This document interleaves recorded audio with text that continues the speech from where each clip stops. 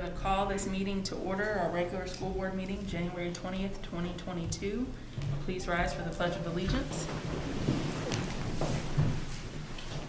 I pledge allegiance to the flag of the United States of America and to the republic for which it stands, one nation, under God, indivisible, with liberty and justice for all.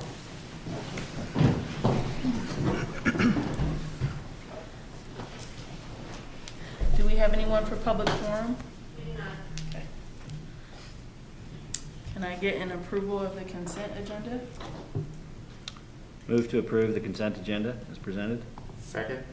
Thank you, Francis. Thank you, Ralph. All those in favor say aye. Aye.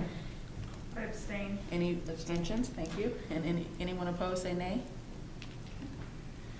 Consent agenda approved. On to study items. Approved course update by Roxana. Yep. So let me get that up here.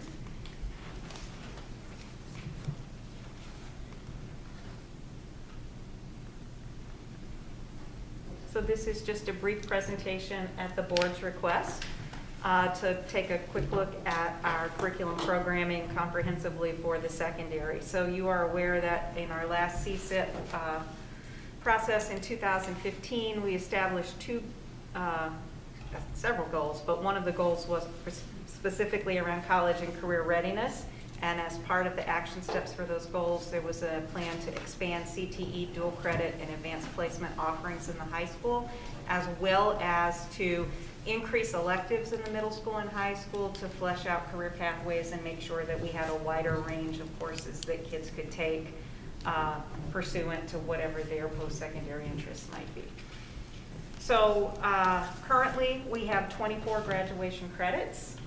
As you are aware, kids have the opportunity at MRH, since they take 8 credits a year, to earn many more than that. And so part of our expanding of the electives offering also was to make sure that we had high quality offerings that kids could take throughout their high school career and maintain full schedules and get a lot of good background information prior to going to college.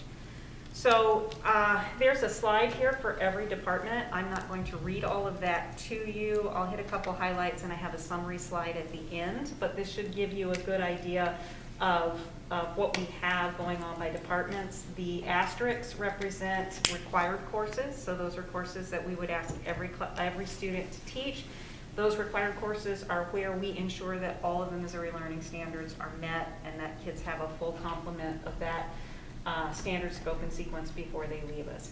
You'll see here in language arts that we have one operating AP class. The italics represent something that you have approved or are getting ready to approve this evening that is not yet in service.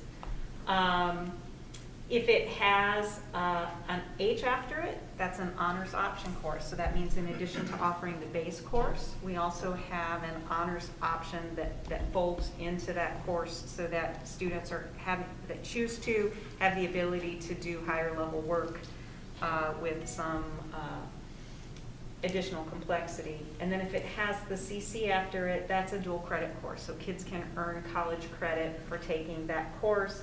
As you're aware, AP also offers potential college credit if you get a 3 or higher on the AP exam, and each university decides for themselves whether they take dual credit or AP offerings. So we have to know which school the student wants to attend in order to try to help advise them as to what will matriculate. But we have quite a few courses that allow kids to earn college credit while they are still in high school. This is the social studies department. You'll see in the social studies realm, we also have a couple electives in middle school that deal with culture and civic projects. We have 4 college credit courses, and we, with the addition of AP Human Geography, which we hope you approve tonight, would have 3 AP offerings in that area. In mathematics, I think we've seen the most course development. So you'll see the course progression there, but you'll also see that we have a number of college credit offerings. We have increased our AP offerings, as well as adding several upper level electives that are in the realm of statistics. Here are our science offerings. And so again, we have added a number of upper level electives. We currently have 3 AP offerings in the science programming, as well as 5 college credit offerings. I didn't point out on the first slide as well, there are courses listed there called Foundations of Physics, Foundations of Chemistry.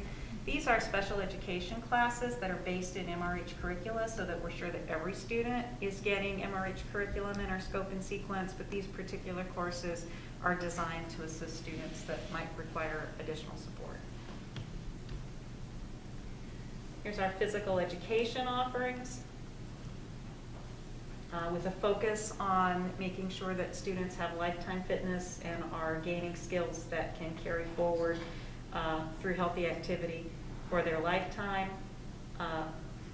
Much of the expansion based on our CSIP goals has been here in the realm of career and technical education, and so you've seen several presentations over the last 4 or 5 years as we've been steadily adding coursework.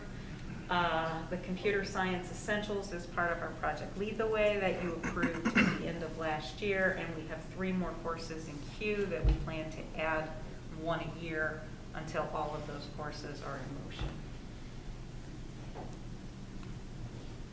In terms of special electives, these are electives that students can take to meet their individual needs. So not every student would need these courses, but for students that do need the interventions, we have interventions in reading, in math, in social skills, ESL, and gifted.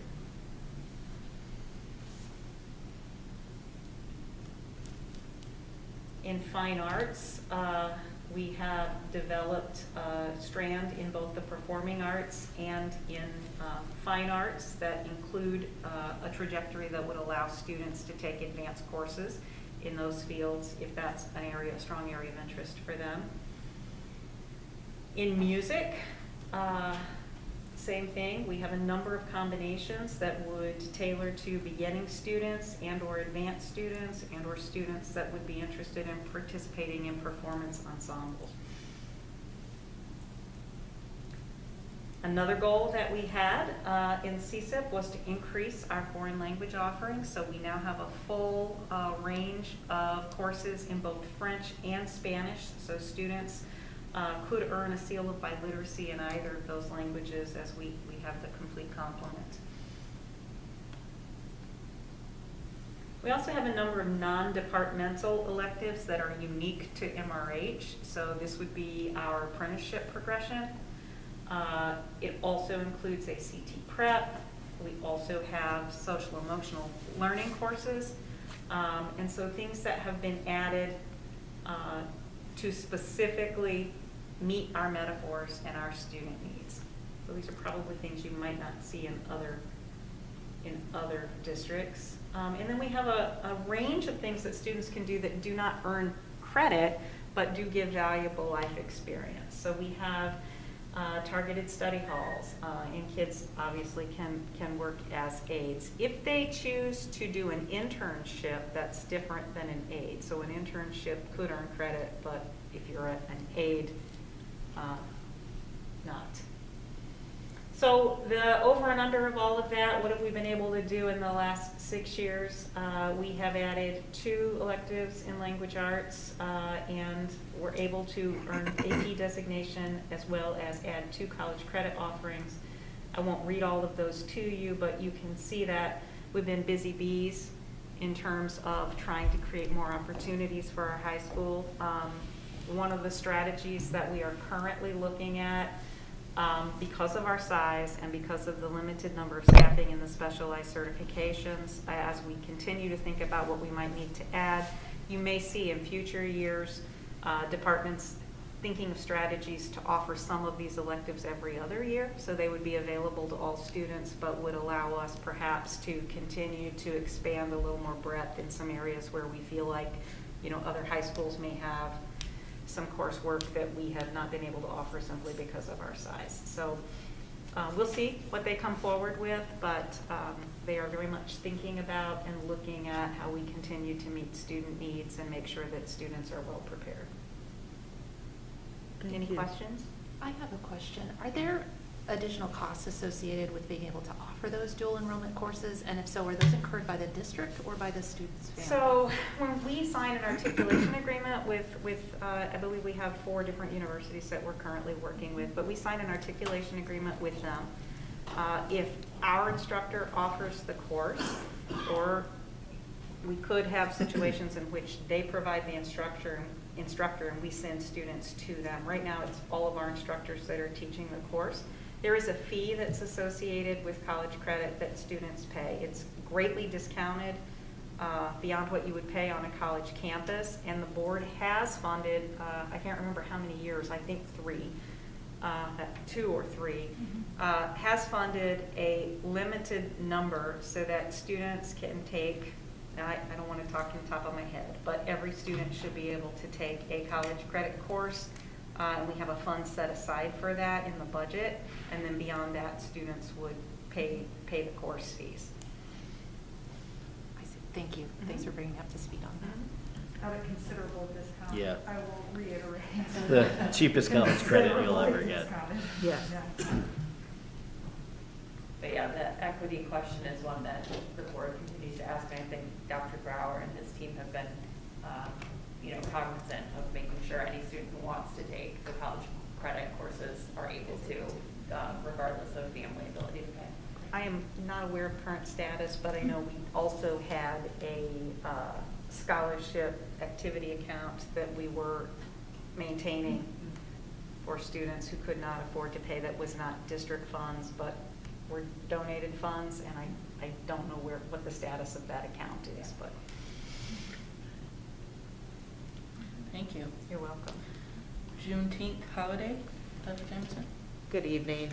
On June 18, 2021, President Biden signed legislation to make Juneteenth a federal holiday, enshrining June 19th as a national day to commemorate the end of slavery in the United States.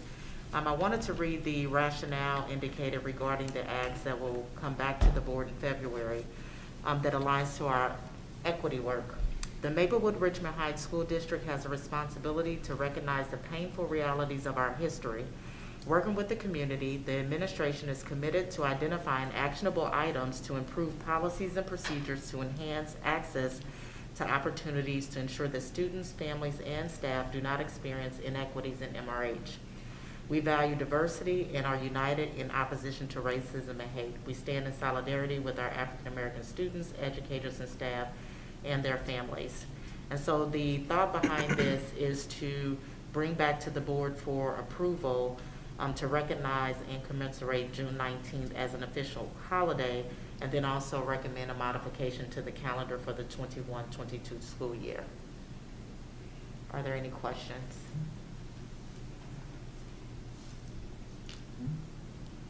Thank you. Board policy badge, exciting. Oh, fun. All right, so there are 2 different policy batches coming before you. One was actually stalled a bit, and I did send one over for review by Cindy just to kind of get some additional feedback. So policy batch 2020A had 4 policies. I just want to lift out a few things just for the board's noticing. GBCBA is regarding employee walkouts, and really this particular policy just removed the prohibition on picketing out of the policy, and so we're just asking for this one to be adopted as presented. Policy JFG is the one you will find that some modifications were made due to the language. So this policy was actually separated from another policy to create JFGA. So initially this policy included interrogations, interviews, and searches of students. And so this policy now will stand alone, and the new policy JFGA will cover interviews and interrogation. The modifications that were made, as indicated, is searches made in presence of an adult. And so that particular language was actually modified because it actually did not say that an adult had to be present. And so if you're talking about searching a student, it is important for us to ensure that there is a person there to observe as a witness. The other piece that was removed in this particular policy was the request for schools to test students for drugs and alcohol. So those were the modifications for policy JFG. For policy JFGA, again, this one is a new policy as indicated before, which broke away from the previous policy of JFG. The language here initially said notify students, parents, guardians of their removal from school. So we removed attempt to notify and adjusted the language because we felt it was important that families be notified that their child was being interrogated or questioned by police. And that's the language that was actually reviewed by Cindy with feedback given. The last policy in this batch is policy JG around student discipline. And so this particular policy just removed the reference to seclusion and also outlined what off-campus student conduct looks like. So that's already been operationalized here. I do want to point those out. They've added technology use, so anything that happens outside of school with our technology can actually be disciplined. This continues to be in place, which is the nexus to school, which is typically pretty sticky. As we talk about door-to-door, and then the others are charged, students are charged, convicted of, or plead guilty to a felony, and then any student who transfer into the district on a suspension or expulsion also falls under this particular policy. That is policy batch 2020A, which will come back to the board for approval at the next board meeting. Are there any questions? All right, policy batch 2021C also has 4 policies. The first policy, BBB, is around school board elections. This policy just outlines the change in the filing periods. We're recommending this policy to be adopted as presented. Policy DCB is around political campaigns. It just reminds us that we cannot use public school funds to support or oppose ballot measures. The recommendation is adopted as presented. Policy JHDE is also adopted as presented. This is a new policy and it includes a piece around behavioral health assessments and then threat assessments and management. So this is already taking place in the district, but what it does outline is that a system has to be established for reporting and addressing threats. That's violence, physical harm, and or self-harm, and also includes a risk assessment. And then it outlines that staff have to be trained, the team members have to be trained, and then also the district is responsible for providing resources. So right now, Vince Estrada does that, do student services through the children's service funds and the partnerships that we have. And then also whatever interventions that are put in place. So this policy is being adopted, recommended for adopt as presented. And then policy KKB, I believe that this one was referenced earlier by a few of the board members regarding parents' ability to record meetings, IEP meetings under IDEA. But the other piece of this policy that I do not think parents are aware of is that this policy allows a superintendent and or designee to restrict recording of those meetings as well. So it's important to lift that out because I do believe that parents are not aware of that language in this particular policy. And we are recommending that this policy be adopted as presented. Are there any questions about policy batch 2021C? Can you elaborate a little bit on what it means for the district to restrict the recording?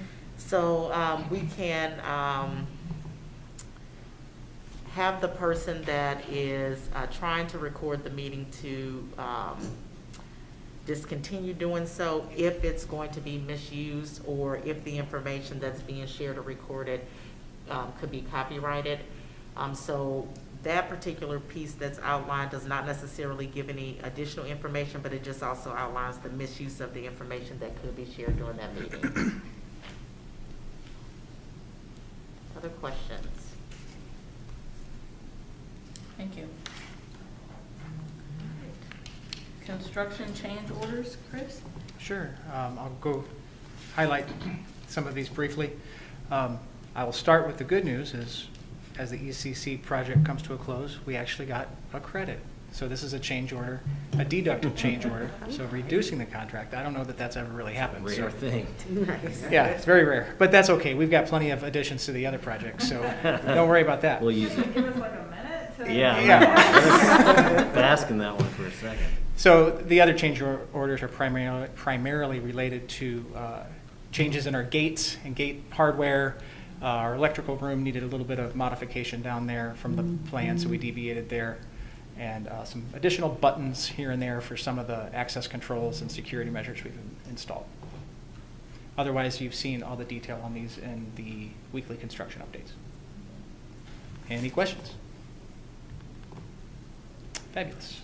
Thank you. Thank you. On to budget directive. Okay. So each year, the board sets forth a directive by which we have to, the district abides. It's the framework for our budget. The central office administrative team has met and have recommended a few changes. So I've put both the draft, which was what you've previously seen, and what we essentially used last year, and then an updated draft that we worked on together as an admin team.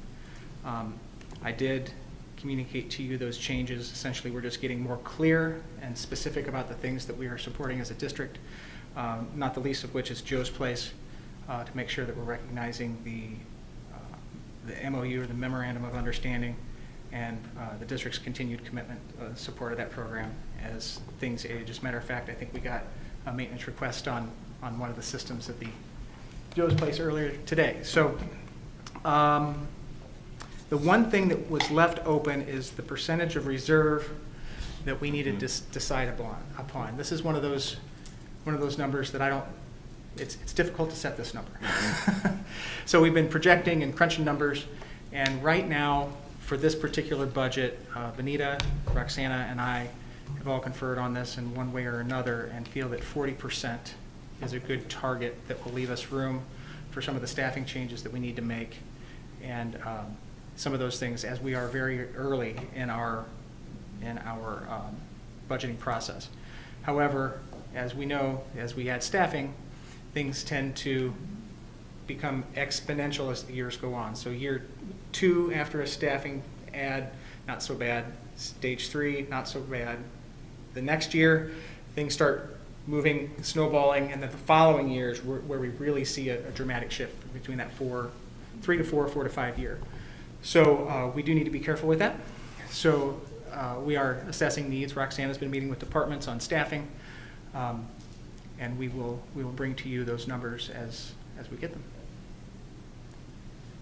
A reserve of 40% sounds extremely generous to me, and I know in looking at the CSIP, projections going forward, it seems as though if we do have a 40% balance, we're going to have to explain ourselves, and whatever that means. I mean, I do appreciate, Chris, that you and really the whole team is always being very mindful of reserves. I also want to continue to lift up that we are in wild times right now, and I think it is, there are immediate needs and there are immediate, reasons to spend money. There may also be reasons to hold on to money, but I don't want to prioritize tomorrow over, needs that we have right now. So just calling that out again for Sure. everybody who's going to be thinking about what that number really should be. And there's no reason to, if we set that number there and it looks like things need to change based on the points that you've made, I think we could make an adjustment. Right now, I think we always budget revenues flat. You know that. That's what you've asked me to do, with the exception of reassessment years where we've added slight increases. But I will make sure that everybody's getting what they need and that we continue to move forward in a positive direction with the goals of the district in mind. So are we approving the directive mainly because of the substantive changes that have been made through the staffing, but that percentage is a little more fluid? Or do you want us to come up with a percentage now to approve? It's in our action items, I believe. It is. So the 40%, the rationale there is it encompasses the staffing that we know we need to add, as well as some additional staffing that may arise as we're going through our budgeting process here. And it also extends out at 40%. That gets us a few more years before we have to ask for more money. Sure. So nothing ever gets cheaper, and the only way to positively impact your fund balance is to spend less or collect more. So we will reach that point in coming years. So the lower we set that percentage as an actual spend for next year, the sooner we have to go ask for more money. Yeah. So like I said, we either cut or ask for more. So it really just depends on where the board's comfort level is on asking for that and what that number would be when the time comes. So the directive also just acts as a guiding principle for how we spend the money, correct? Indeed. So, I mean, I think that percentage is also sort of like a basement floor, not to go below. Mhm. So, I mean, if you know, to me, you know, piggybacking a little bit on what Katie said, I mean, going down to like maybe 38 or something like that is still significantly healthy. It doesn't necessarily mean we have to get reserves down to that level. We Sure. can continue to budget for the most reserve we can, and I think going into the next few years, I think that should be the, you know, one of the big guiding principles for the fiscal responsibility of this district, to not go to the community, you know, for as long as possible for any additional sort of taxing increases. But, you know, Sounds like our explanation for the fund balance. Yeah, well, I do think there are some things added here because of the new CSIP and because of some of the things that are there that, as well as you guys have planned, this is not at all a knock on the preparedness of the document. I think there's probably going to be some additional surprises that may potentially come through in the form of either staffing augmentation or curriculum purchase or something along the lines. We've seen Normandy just spend about $90,000 that they hadn't planned on spending. Not that that's something we would do, but, you know, I would, to my fellow colleagues, I guess, I would just say, you know, we may want to give ourselves a little more wiggle room this time than we've done in the past, knowing we don't have to hit that target at the end of the year. And I will say that we budget extremely conservatively. Yeah, no, I agree. And we've Historically, outperformed our budget that's- for the last 5 years. Yeah, agreed. Which is why we're at sitting at fund balance. It is. Correct. Right. And we budget, you know, Roxanne and I, over the previous years, have been good partners in making sure that we're doing things as robustly as we can within the confines of our budget, but never, I don't feel like we've sacrificed any of our programming as a result of our budgetary constraints that we set. Yep. So I would just want to assure the board that we will always take the necessary actions financially and fiscally to make sure that we provide the level of instruction that our community expects. Otherwise, when we come back and ask for more money sometime in the future, they won't be as willing to give that. Yeah, agreed. Well, good. Yep, absolutely. Okay, any other questions or comments or concerns? We are voting on budget directive, right? You are, and It is on the action items. Yeah, and so when we do that, I'll just ask in the motion to include the percentage, and then we'll have Kat put up an updated document with the actual percentage in it, in that action item, once that's done. Okay. All right. Okay, admin communications, COVID-19 update. My favorite. So I always start off with the St. Louis region COVID update numbers with transmission rate and positivity rate. As you're aware, I load the numbers from last week, and then at the day of the board meeting, I make an update so that you're able to see the variance with the changes. So based on the data that was previously presented, we have seen a slight decline in the positivity rate from 34.6%, but the transmission rate remains constant at 1.64%. Here you see for St. Louis County again, the testing percentage of positivity at 35%. It was 37.4% on Friday of last week, and then the 7-day case was 1,650 per 100,000.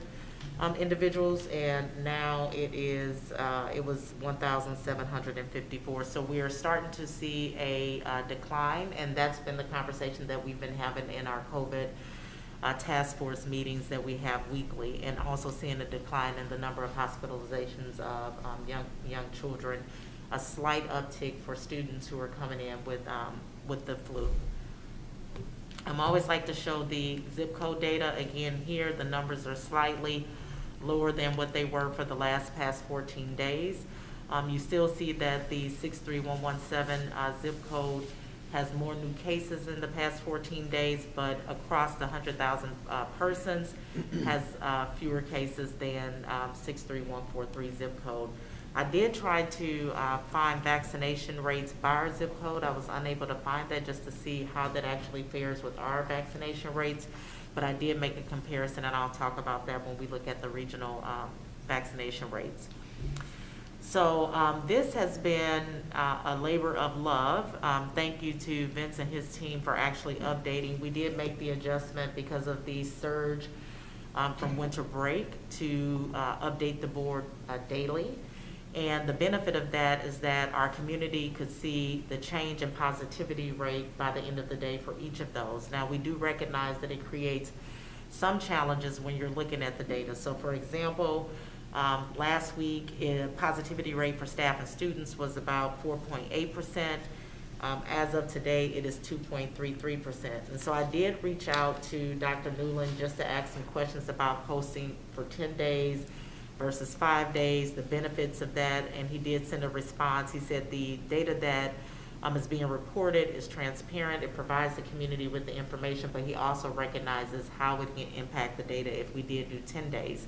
So it could either inflate the number of positivity rates or decrease based on the numbers of students who have actually tested positive. One of the things we are going to do in our next COA meeting is to discuss what changes and modifications need to be made to the dashboard so that our community can have transparent data and also feel comfortable with what we're doing in school as well as what we're reporting. We do also want to share disaggregated student data. I think seeing data in the aggregate is beneficial, but looking at the number of students who are in isolation or who have tested positive, and then also the number of students who have been in quarantine. So I did look at the numbers across from the previous week, and we have seen a decrease from Friday, with the exception of the number of students who are in quarantine at the ECC and elementary school. So those are the two schools that actually have more students with positive cases, and then more students in quarantine, but again, a decrease from the previous week's data that was reported. So the vaccination tracking report, I always like to include the surrounding counties. Right now, currently, we see that for students 5 to 17, the initiating and completing rate for vaccinations is a lot lower for 5 and older. And one of the things that I looked at as I was looking at the data is where we are in comparison to Missouri's average. So if we're looking at students from 5 to 17 for full completion of vaccination, whether that's 1 dose, 2 dose, is 26.5%. And then looking at our updated numbers. And so I will say that Vince and the nurses and also the principals have made a push to elicit that information from parents. And you can see the increase from the previous data that was reported. So we're still working to get that information in, as well as working to schedule a booster clinic and an additional clinic for our families. So our current mitigation measures, of course, we will ask for these to be voted on as action items. We are still working with NAMI to solidify a location for testing for our community. Thank you to Chris. Masks have been ordered for staff, so those have come in and should be in district by Tuesday of next week to be distributed to our staff. And then also we ordered masks for students at the ECC because we recognize that that's a place where we saw a lot of positivity rates for our littles, and they are probably most challenged with wearing masks accurately. That is the update for today. What questions might you have? Dr. Jamison, I have a couple. On our vaccination list, those that are outside the 6 month, do they automatically fall off as no longer being vaccinated? Or 5 and ups? So people need to be aware that if their kids are fully vaccinated, if they're post 6 months, they are now considered not. There was talk of a conversation with Dr. Newland with the community. Where are we with that? Thank you for bringing that up. That's scheduled for this Wednesday at 6 p.m. and the link will be shared out to our community.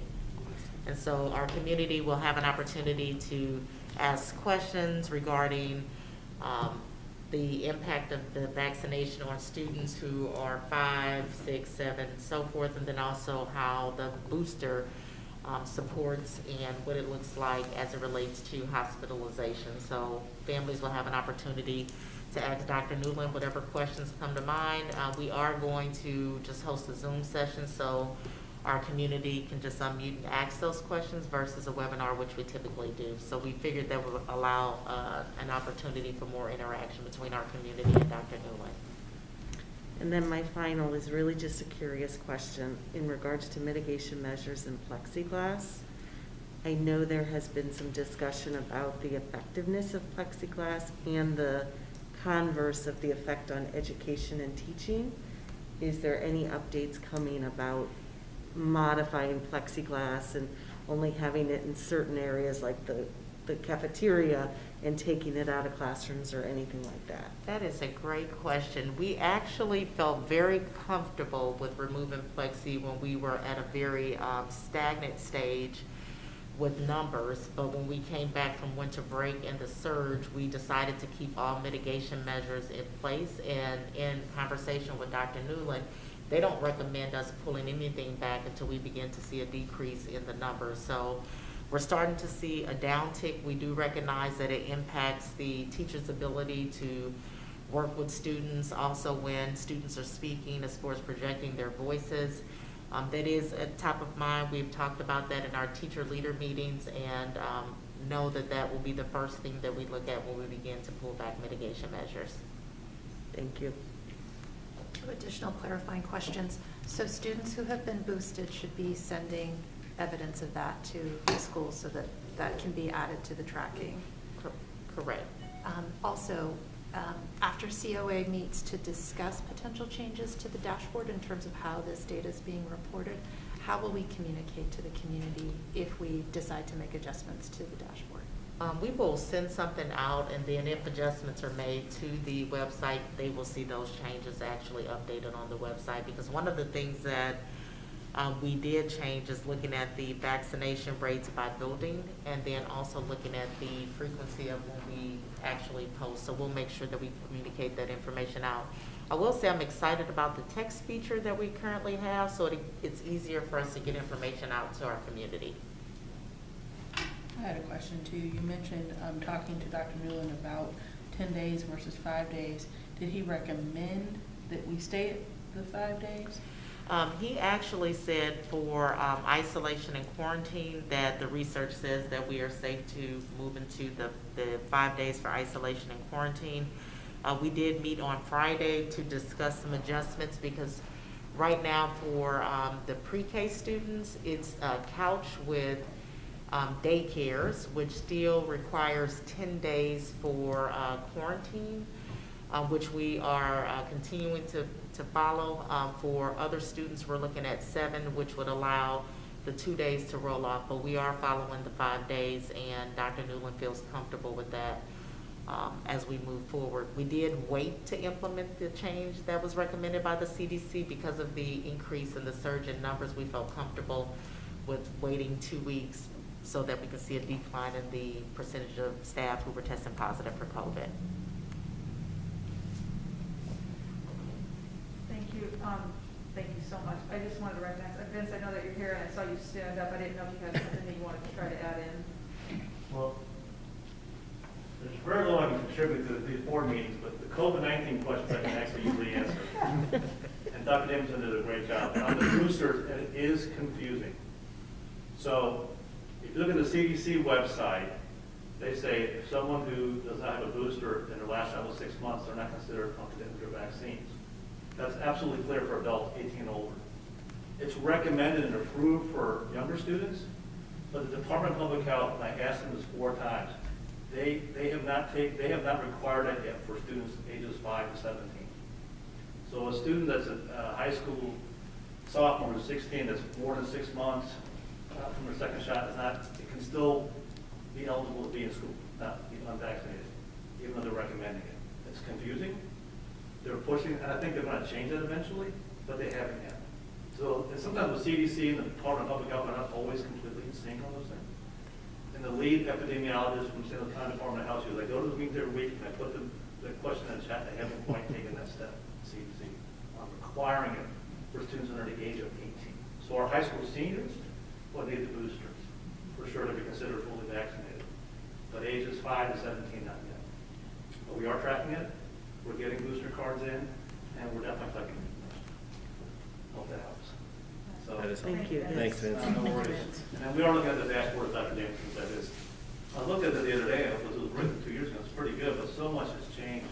There's so much more nuance, more pathways for students with vaccinated, not fully vaccinated, age, all kinds of stuff. So, thank you. Thank you. Thank you, Vince. Vince, Thank you, said, Dr. Jameson. they would have to wait at least 6 months before they. Well, get they can get booster. the booster after 5 months, but if it's been more than 6 months, they're not considered up to date with their vaccines. Okay. For 18 and older. For 18. And I think it's going to change for the younger kids eventually. Yeah. So we're encouraging it for sure. Okay. Thank you. Thanks. Thank you. Any other questions? Transportation update? So we thought it was prudent to continue to bring the transportation updates to the board and also to the community. We recognize what the regional context is. We talked about during the last board meeting that we had 1 applicant. In July, we have 2 now, very hopeful, but there still is a shortage, not just here in MRH, but in districts all around who are running longer routes, drivers having to double up to drive routes, or communities being asked to transport their students to school. So not just here in MRH, but in surrounding districts as well. We also recognize that some of the districts have either discontinued their transportation or do not offer transportation. We have been successfully offering transportation, and we are continuing to look at ways to mitigate some of the challenges we've been having. So we have revised additional routes since the last board meeting. Again, thank you to Chris and Cindy. We received information regarding a quote for Husky Transportation, where we will have an opportunity to use contracted drivers so that we can, A, have Cindy to train drivers who need additional hours to be trained, but also so that we can have drivers to backfill. We are working to place an ad in the St. Louis American. I know Ed is working on that. And then we are working to place a bus on the Steak and Shake lot, and we're doing some negotiating there around the price for that. Good luck with that. So that, Chris has some exciting thoughts about that. I'm gonna leave that to after the meeting, but so we are making progress with transportation. Again, not perfect. We appreciate our community being patient and extending grace, and when we had to ask for carpooling, they were quite gracious. But it has been a challenge. So hopefully the 2 drivers who have applied will show up for interviews, will work out well, and will have an opportunity to be onboarded and begin transporting. I will continue to lift up our drivers. Today I was actually on Mr. Kidd's bus. He is a joy. I thoroughly enjoy him, and I'm glad that he's in the district as well as our other drivers. So they do a really good job with our kids, and they value them, and they treat them like their own. So hoping to find more drivers. So if there's anyone who wants to recommend a relative, a grandparent, or anyone who's interested in driving an amazing group of students, I would say, please come and apply. Are there any questions about the actions taken thus far from the last board meeting? And I just want to clarify, I appreciate you saying that these are actions taken since the last board meeting. Correct. But there's a bunch of actions that were taken prior to. And anybody that wants to see those can go on board docs for previous meetings. Is that right? Correct. Thank you. Thank you very much. Okay, moving on to construction update. Chris? This has my name on it. That's a carryover from last month. I will yield to Randy Charles, our owner's rep. Thank you, Randy. Back here in the corner, I see. Thanks. Sorry I missed seeing you last month. I don't even remember why. I had something going on. But if you would indulge me for just a second, I'm going to step out of my lane. Maybe I promise just 1 foot. Going back to a discussion you had earlier about your fund balances. I've been a CFO and or superintendent for 14 years.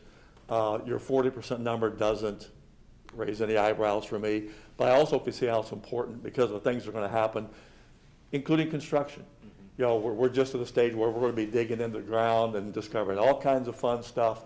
So you may want to be in a position that if you need to reallocate your tax levy next October, October 1, and even the year after that, if you have the appropriate fund balances, you could more easily do that.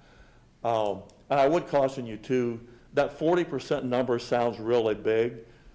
That's the number on July 1st, but that's not your low water point of the year. Your low water point occurs on around December 1st, before you start to receive all the property tax revenue and so on from the county. My guess is Chris could probably tell you, but I bet you're more like 10 or 15% come December 1. So just, I'll step back into my lane now. Construction's going along well. Chris mentioned the electrical room down in the boiler room. We've had some hiccups along with that, just getting all the pieces to fall together in order, but things are back in line and moving along now. I'll share with you the easiest ones. First of all, the elementary school project is just all but complete. I think the only thing we have left to do over there is to install some gates, and those actually right now are scheduled to be done the week of January 31st. So assuming that gets done the week of the 31st, we should be able to close out that contract, and after probably the February meeting, we really won't need to talk about that project anymore. The early childhood project, there are a couple of exterior doors. Those have finally made it to the glazer. They're starting to put the windows in those, and I believe they're scheduled to install those. Well, I just have soon. They're coordinating that work with Jill to make sure it doesn't interfere with what's going on over there. There were some security blinds going on classrooms. I think those were supposed to be done today. Haven't heard for sure. And then out of that playground, that new playground on the south side, there are actually some shade structures being in place. You may have noticed if you've been by there, some swings that were put in. Those are in. Kids are using those. The shade structures, they're ready to go in. They're coordinating that work with Jill as well. And then the only thing left will be outside of Wactor's contract. That's that fencing along the Steak and Shake lot, which will get done probably March or so. I think it may be a little weather dependent, but that's about all that's going on there. So the ECC project, if we don't close that one out in February, I would say by March. So we'll be able to stop talking about those in a few months. And then here at the high school, middle school, a lot of good things mentioned. The electrical room, probably the big thing that you're going to notice as early as the middle of next week, they may tear into that south wall of the cafeteria. If you've been in there, there's a huge temporary partition. It's insulated and so on. They want to start that next week, but they're watching the weather. If it's extremely cold like it was today, they may delay that, because when they tear that wall down, that temporary partition will be the separation between the cafeteria and the outside elements. It is insulated. They do have some additional temporary heat in there, but they don't want to test that on a 7-degree day. They want to test it on a 30-degree day. So it could happen as early as next week. We've got Ed on call to get good pictures, because that'll be a big day for us. Other than that, you may see they're doing a lot of digging in the courtyard. Every time they put a shovel in the ground, they find pipes, they find rock, they find clay stuff, and we deal with those in change orders. We're trying to keep you up to speed. But with that regard, like I said, the Early Childhood Center, we've really processed all of the change orders that are going to happen at the Early Childhood Center. And as Chris mentioned to you, we actually came in under budget on that, thanks in large part to the fact that we pulled that fencing contract out of there. But we are getting some money back on there, and that'll help pay for that fencing project. At the elementary school, again, we've processed all the change orders for that. That one, I think, is going to come in over budget about $5,000. You know, on a project of $1.5 million, coming $5,000 over budgets. That's not too bad. It's almost spot on. At the high school, middle school, still plugging along. We're about 28% complete as far as what we've paid out, and we've used about 25% of the contingency funds. Those numbers may get a little closer together as we start digging foundations and stuff for that Area A addition that's forthcoming. But again, we'll keep you up to date every week like we have been. And as I think Chris also mentioned, the change orders that he shared with you, there's nothing on those change orders that you haven't seen in the Friday memos to the penny. So be happy to try to answer any questions you may have. Just thank you. I really appreciate your reporting, and everything is laid out beautifully. Okay. Anytime you need more information, just let us know. This is a really nice format. Yep. For that, too. Okay. So thanks for that. Thanks, Randy.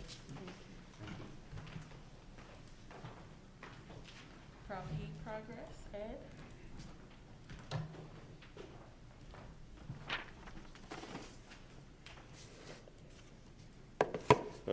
Not to slight what's going on at the elementary and the ECC, but as Randy mentioned, we're at like 93, 94% completion. So all the action really is over here. So that's what we're going to see right here. So this first sequence illustrates the foundation for the new entryway to the gymnasium.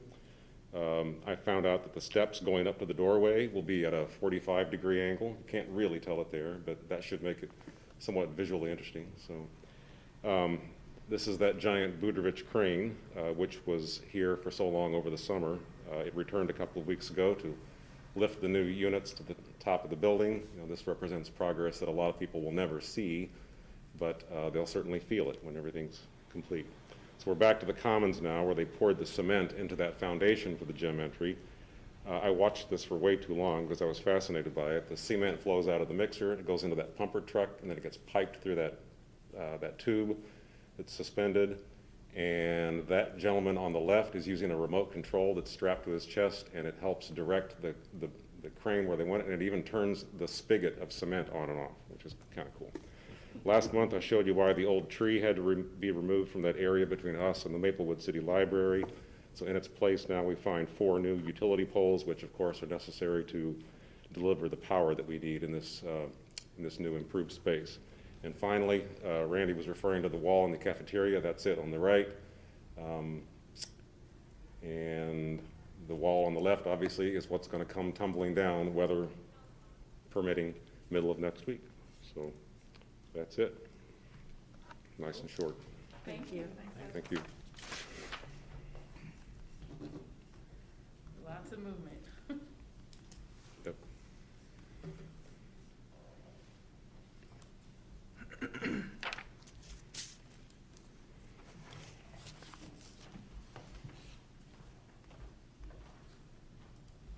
December financial statements, Chris?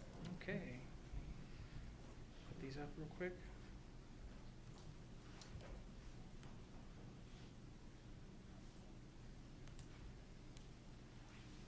If you just read briefly through the items of interest, you'll hit the high points. I will say,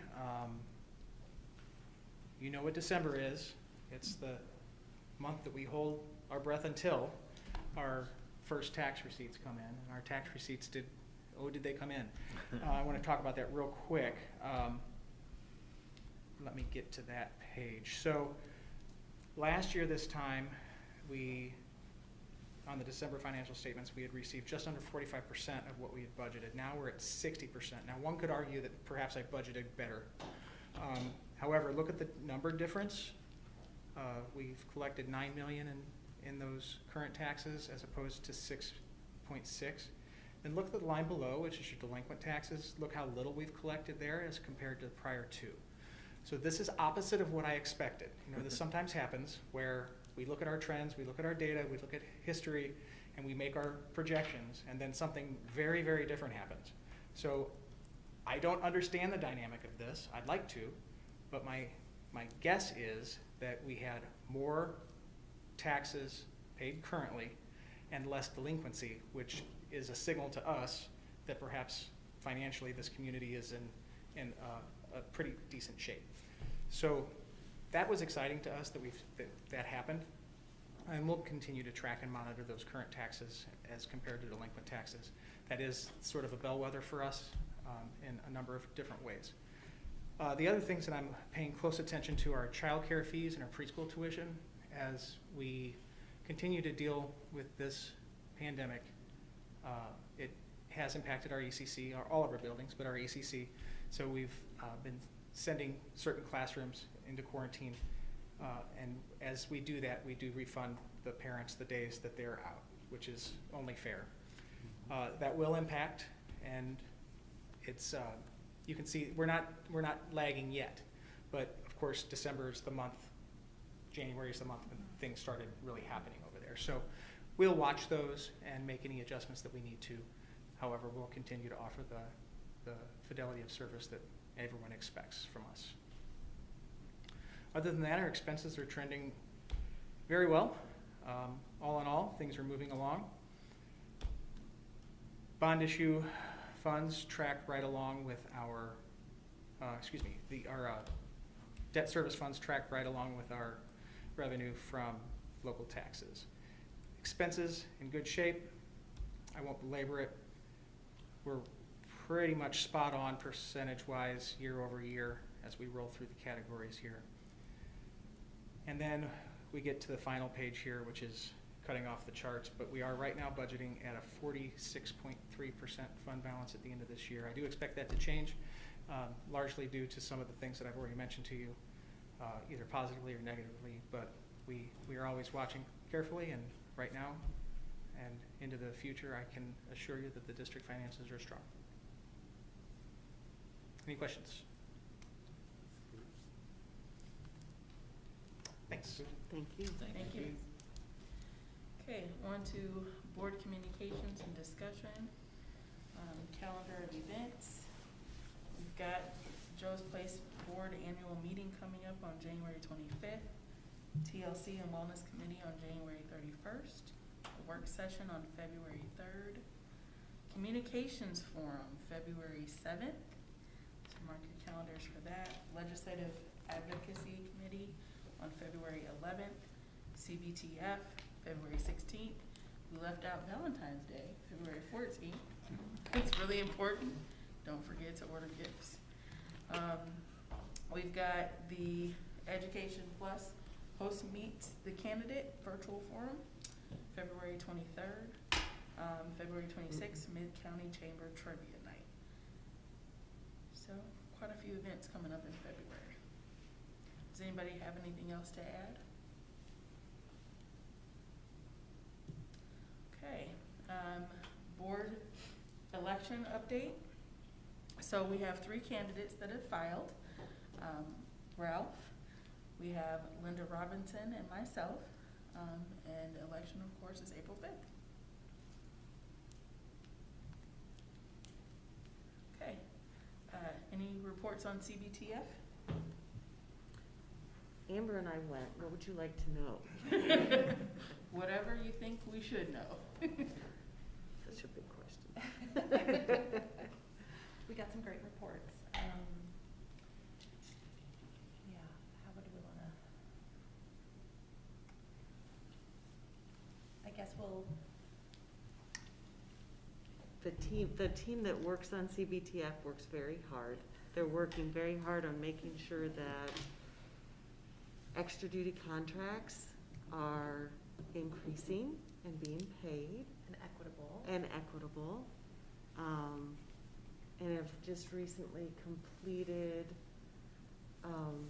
job descriptions on extra duty contracts. We also got a presentation, brief one about salaries, how ours compared to those of other districts, which was very illuminating in looking at the median for various categories. So that's something that CBTF will take up going forward. Awesome, thank you. Any wellness committee reports? At this time, there's not. We will be meeting for the first time in quite a while on the 31st at 6 o'clock. So Wellness Committee has kind of been out of touch for the last couple of years due to the pandemic. But, Trying to stay well.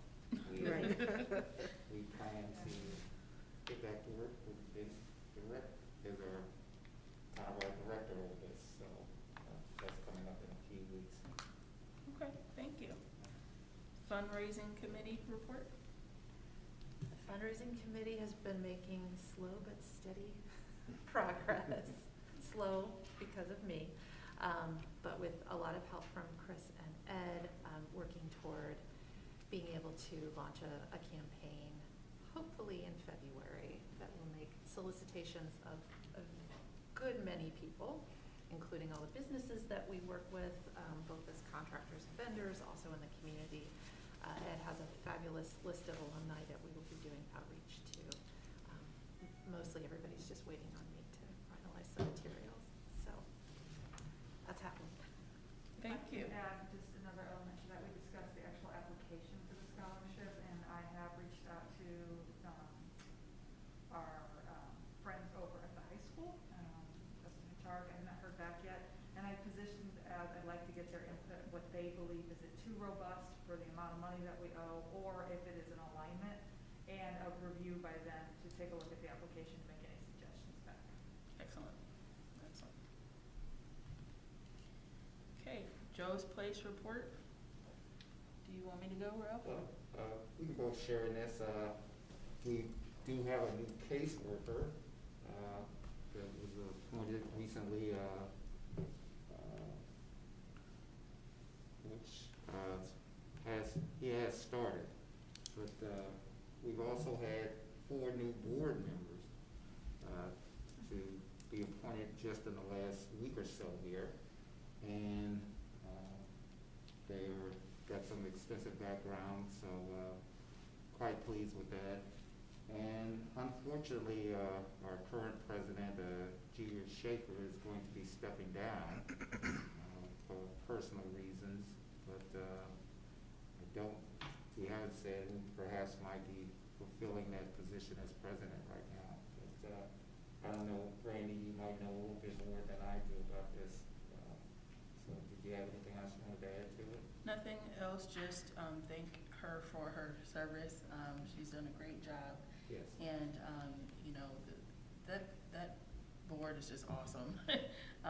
and such awesome candidates, too, that have applied. It always amazes me how many people volunteer their time to help a good cause. So just keep Joe's Place in your prayers for, you know, continued progress and success.